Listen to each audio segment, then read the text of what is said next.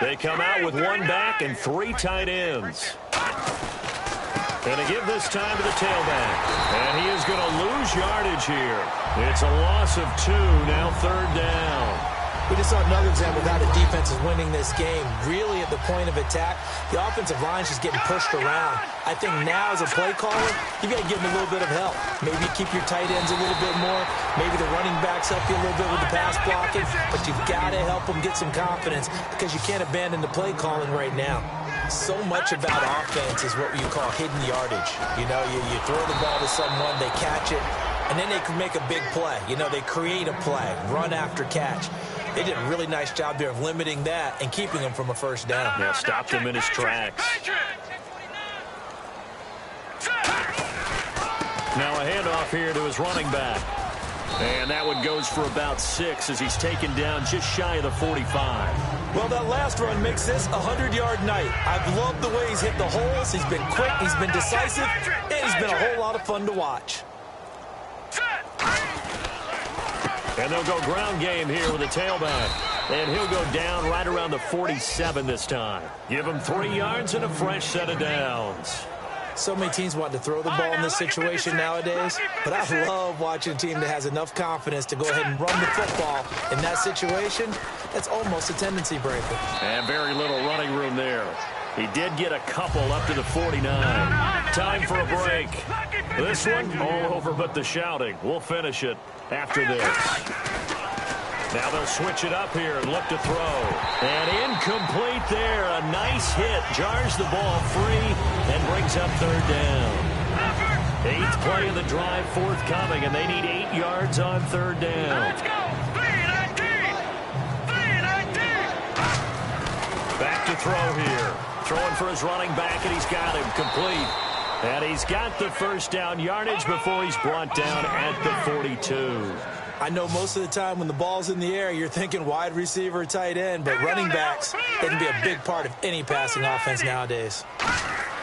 On first down, he'll drop to throw. And his throw here is incomplete. They got pressure there and only rushing 3. And there's a defensive coordinator right now who is celebrating not just getting home with 3 there, but realizing if that's the type of pressure he can get in the entire game, then his pass defense is going to be excellent. You're dropping 8. Where are you going to go with the football? Just a gain of a yard there, and now it'll be 3rd down. Partner, we know today's NFL is really built around the guy throwing the football. But these short runs, they still pay dividends because they can take their toll on a defense, and they can add up as the game goes along. You control the clock, you control the ball. Now here's a defensive timeout called by the Chiefs. It's just their first. They've got 2 more to use here in the final stages. Oh, they flip it to the kicker. He looks like he's going to throw it. And the gamble fails. It's incomplete. It would have been a long field goal. The fake doesn't work out. And now here comes Kansas City. They have the big lead here late. They protected their home turf well, didn't they? They certainly did, partner. And just think about how good that feels because every team has a goal when they start the year to win at home. All right? And sometimes you don't win all of them, but they managed to get that done today. Just think about your routine stays the same.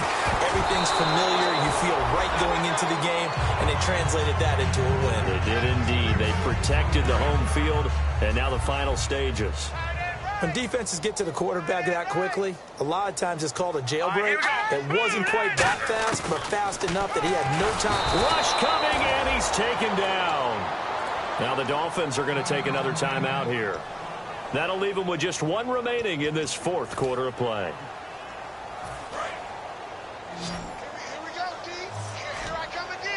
They'll put 2 receivers left, 2 to the right. Green 39. Green 39. And no press coverage here. They are backing off in the secondary.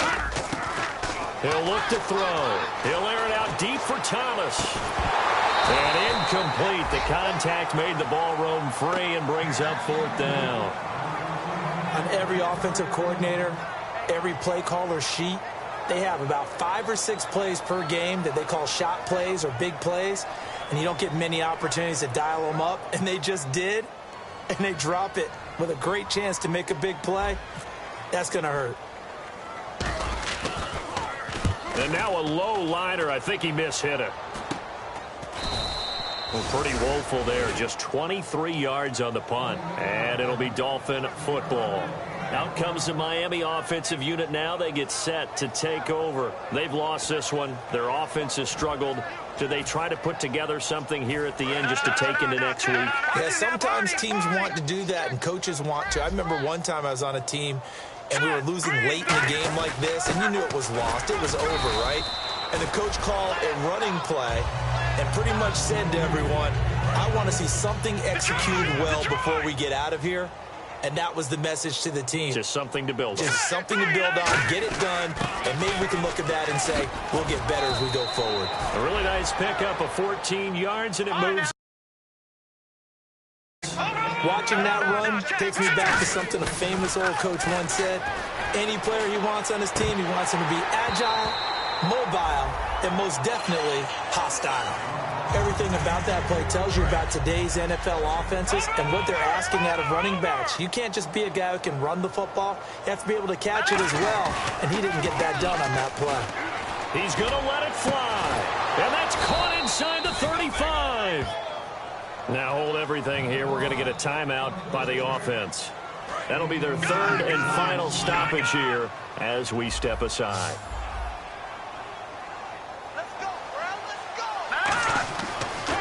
First down, he'll drop to throw it. And it pops free. The collision there jarred the ball loose and brings up second down. After all the preparation, all the practice, a play like that will absolutely break your heart. They had everything they wanted, just unable to complete it. In the end zone, a big-time drop.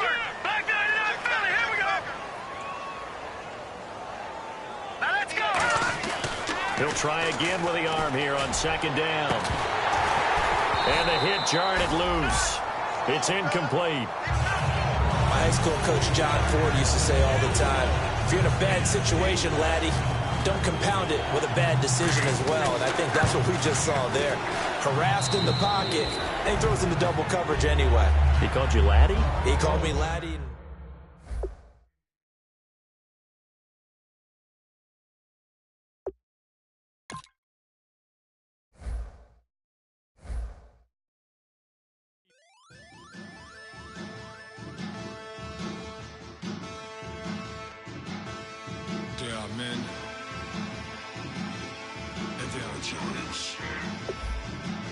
Bass and stills in the building, flash the camera. I'ma drop the hammer.